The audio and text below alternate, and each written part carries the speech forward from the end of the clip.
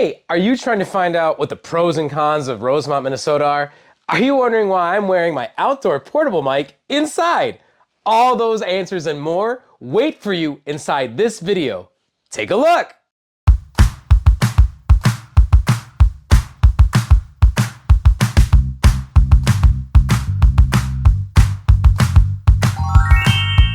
If you don't know me yet, my name is Chris Mosier, and I am the head of the Twin Cities Minnesota Living Team and your South Metro Realtor. This channel is dedicated to all things Minnesota, Twin Cities, with a special focus on the South Metro. If it's your first time here, consider giving us a like, a subscription. It helps us out. And if you or your family are planning a move in 6 or 60 days, drop us a line, shoot me an email. We'd love to help you make a smooth transition to anywhere in the Twin Cities. That being understood, let's get into it today. Oh yeah, so first things first, I'm having some technical issues. So I had to bring the outdoor, out and about mic into the house. So hopefully it just kind of looks like flair. Just like a good little badge of honor for what I'm gonna be producing. But technical issues aside, I have no issues talking about Rosemount. This one is definitely, I've talked on my last video about, kind of the walking vlog and some of the stuff that's going on with it. But the reality is it underscores Rosemount as a whole. This city has just been growing by leaps and bounds. It is wildly developing and having new stuff come in. There's all sorts of attractions getting to be a part of it. So let's take a look at some of what I consider the positive, the negative, and then you know what? I've even got a hidden point in the middle you'll have to stick around to see that I think is an interesting debate, an interesting point to contribute. So let's start with the pros. All right, let's talk about pro number one.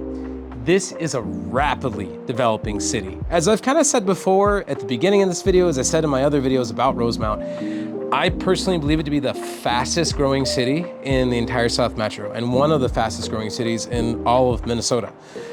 There's good reason for that. A lot of the land that was out here, basically since the Second World War, a lot of this was just open farmland owned by the University of Minnesota.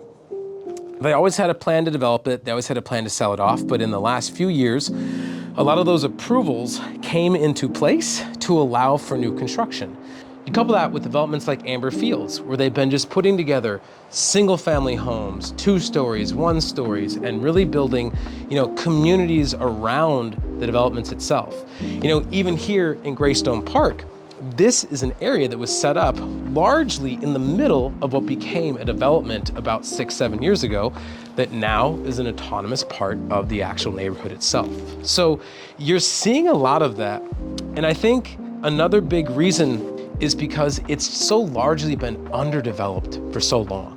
Rosemount really has just been this quiet, hidden little gem. It's further north than some of our further southeast suburbs like Farmington or even Hastings, but yet it's still really easy to get in and out of here. It's got a lot of available space that wasn't even being used for any real purpose. And for me, that also matters. I'm not the kind of guy that enjoys, even though I do make a living helping people buy and sell houses, I don't like it when we have to just knock down forests or reappropriate farmland or, do something that disrupts the natural order. A lot of the land out here was just vacant land. It wasn't doing anything, it wasn't serving any purpose. And so at least now it can allow more people to move into our lovely state, allow more people to have a better quality of life. I think all those kind of factors contribute to why you're seeing Rosemount have its moment. Pro number 2, the amazing schools that Rosemount has. Now again, no list that I'm gonna make is ever gonna be complete without talking about schools, I get it. But this one, District 196, that encompasses Rosemount, Apple Valley, Eagan, yeah, it's no joke. It's consistently sought after, it is consistently well ranked, and again, find the links for Better Schools or niche.com to take a look for yourself. But this school district in particular boasts a 17-to-1 student to teacher ratio, and again, has always been consistently ranked B+ or higher. Now, arguably, as covered in a video I did, way back, Eagan is definitely top of the list for that. It's of the 3 that encompass the district, it's easily the most sought after. But again, don't count Rosemount out. Across all levels of schooling, elementary school all the way up to high school, It's consistently ranked a 4 or 5-star series of schools, which is really good. And who knows, maybe those kids will get their degrees and grow up to be data farm technicians someday, huh? You'll get that later when I talk about how Facebook's putting a data meta. It's cool. We'll go on to the next point. Pro number 3, location proximity. Anybody playing any sort of word bingo? Anybody watch my other videos? Yeah, I use that one a lot. I can't help myself. No, but seriously, location is everything. I know it's a walking cliche when talking about properties, real estate, and areas of note in general, but Rosemount really does seem to be the right city in the right place at what is now the right time. It's only 19 minutes, less than 20, to the Mall of America, the MSP airport, which again, I've talked about this before, is huge. Our ability for a lot of our suburbs here to just be a straight shot to one of the best airports in the US, in my opinion. But then on top of it, it has great location proximity for everything else. It's less than 10 minutes to the Lebanon Hills State Park, which in some of my Egan video I cover, hands down, my favorite park in the entire state. I think it can't be oversold. But then you throw in its proximity to Omni Winery, the Irish Dome, and some of the little downtown things that Rosemount has to offer. And very quickly, you find out that even if where you're located may not be totally developed yet, which we've gotten into a bit here, have all the bells and whistles, you're so close to everything else that it still makes being in Rosemount a great choice. There's even a local disc golf, but you can play that thing where you throw the frisbee and pretend it's golf. And every summer, the downtown gets transformed in July for Leprechaun Days. Mixed bag being an Irish redheaded individual talking about leprechauns, but hey, it's all in good fun. They embrace their Irish heritage, and it's one of the compelling factors that gives some actual hometown unique feel to Rosemount itself. Now, while all of that stuff is cool, one of the most compelling factors about where Rosemount's headed is in early 2025, they are going to be installing a brand new state-of-the-art 152,000 square foot Lifetime Fitness. Now, this is a big deal. 2 things I'm gonna say about it. 1, it's gonna have all the bells and whistles. They're already talking about sauna, cold plunge, restaurant, bar, all the latest equipment, all the latest technology, and yes, pickleball, which, quick little rant here, what is going on with pickleball in this country, in this state? Like, everybody's into it. It just feels like slower tennis. But hey, I'm not knocking it. I have enjoyed it. I just don't understand the obsession. But if it's part of your obsession, add it to the list. This Lifetime Fitness will have it. And I can speak, being a 30-year resident of Lakeville, Minnesota, which is just 12 minutes down the road west of Rosemount. We had, at the time in 2006, the most comprehensive Lifetime Fitness in the entire nation. Back then, predating the pickleball world, it had a huge tennis court to go along with the rest of the facilities, the weights, the outdoor pool, the indoor pool. And I can tell you definitively, not only did it add and contribute to how fast Lakeville grew and how big of a city and how prestigious that it got, but anything around that area went up in value, and they built some really cool developments. So I also anticipate where they're gonna be building this Lifetime, because a lot of it was just open land that's slowly being developed. It's probably gonna become a destination neighborhood as well. Now, all that being said, I think where Rosemount's located is going to be a huge factor for its long-term growth. All right, so pay attention. This is a weird one. I actually know for a fact I have never done this before in any of my videos, but I have a neutral point. No, seriously, there are positives and negatives to this point I'm about to share, and I could 100% agree with either side of the spectrum that you may fall on hearing it. So I kind of feel like the good and the bad cancel each other out to become a neutral point. So let's talk about it. So what is neither good nor totally bad? Facebook, or Meta, or whatever the hell it's called now, is bringing a data farm to Rosemount itself. Now, originally I was pretty jazzed when I heard about this because I was all excited that it was gonna improve the infrastructure of Rosemount and it was gonna give them grounded fiber and bring all these jobs. Well, turns out I just sort of imagined that all in my head. They're only gonna actually employ about 50 workers.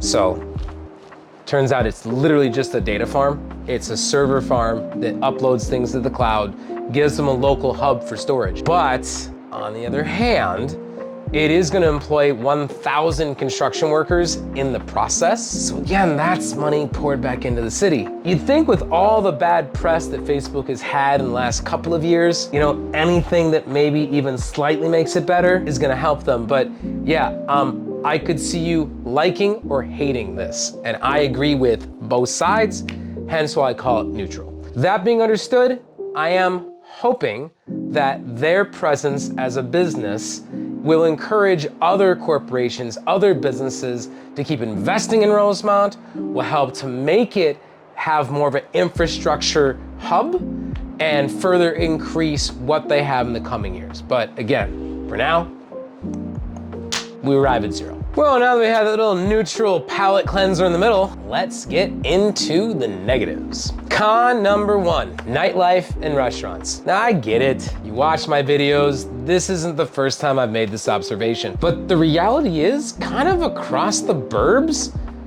we suck at it. There really aren't a lot of places in some of the areas like Rosemount that have really unique fare and nightlife and things to do. Now, granted, I'll give Rosemount credit. They do have the Hall of Coats and a surprisingly good, like, retail outlet strip center sushi called Fuji Sushi. Give them a shot. But kind of outside of a quick couple local options like that, it's everything you'd expect in a homogenized Midwestern town. There's an Applebee's, there's the Cub Foods, you know, and I think, again, to defend Rosemount, as I'm naming off one of its negatives, I think a lot of it has to do with how the fact it's still growing. I think for the time, what it was, when a lot of this was built in the last 20, 30 years, there just wasn't enough population density to warrant it. But you know, you'd think, being that they're only 30 minutes from St. Paul, maybe that would open more options. Maybe that would encourage more people to be there. But by and large, it still kind of is the reality in the Twin Cities. If you want really unique nightlife, you want really unique food, you kind of still have to go to either Minneapolis or to St. Paul proper. Now, if you want to go out to the bars, most of these are going to be towny bars with really strong Irish themes. Now, I actually love those kind of locations. I love the local watering hole. It can be a lot of fun. There's always character, the VFW, you name it. But if you're a little more hip and you're looking for crafted cocktails and artisanal beverages, you're probably gonna have to look outside Rosemount to find a place to hang your hat. Con number two, Rosemount's kind of more spaced out than you think. I know that's kind of a weird one to observe, but the reality is it has these weird little pockets ever since you start getting east of 3, where there's places that are pretty well put together and suburbified, if you will, but then where they're still building and beyond, with the U of M land that we talked about, there's plenty of areas where you'll just drive a couple minutes off the beaten path and it's just wide open. There's kind of nothing there. And to get back and forth across 42, it may take you an extra 10, 12 minutes, depending on traffic and timing, and if the train stops you. Oh yeah, there's a train that can sometimes stop you too. So I guess that could have been its own con. But you know what? We do it live. We'll do it live. Okay. Even though it's recorded. So all those things kind of can create this weird dichotomy within the city where you'll get to these pockets that feel very much part of the town, and then you drive 2 blocks out of it and you're like, what's really going on? So that, I think, as I said before, is going to change. I think it's gonna become much more cohesive. It's probably gonna start to head further east as you approach Hastings in the years that follow. But for now, again, there's kind of just a lot of open space, but it's not really a rural town. So like, it's one thing if these were all homes and these were spaces that were on a couple of acres and had, you know, a bunch of land.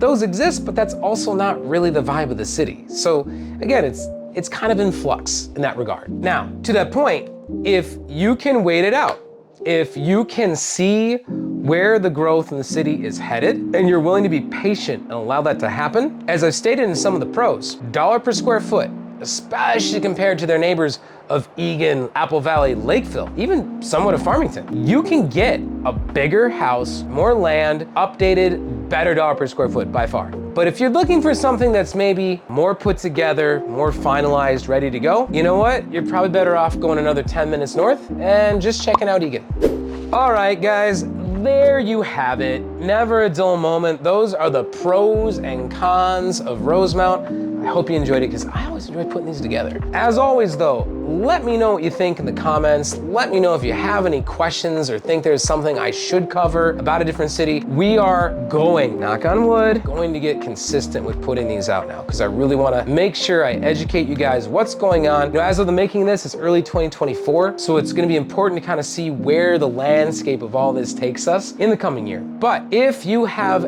anything you think that I can help with, if you have any questions about any of these cities, again, this shirt isn't just for show. I am a full-time realtor and I do love helping people to relocate to the Twin Cities, in the Twin Cities, you name it. So again, feel free to follow the social media, feel free to follow us on some of the links. In the meantime, day or night, snow or not, have a wonderful time, whatever it is you're doing, and I will look forward to catching you at the next one. Take care.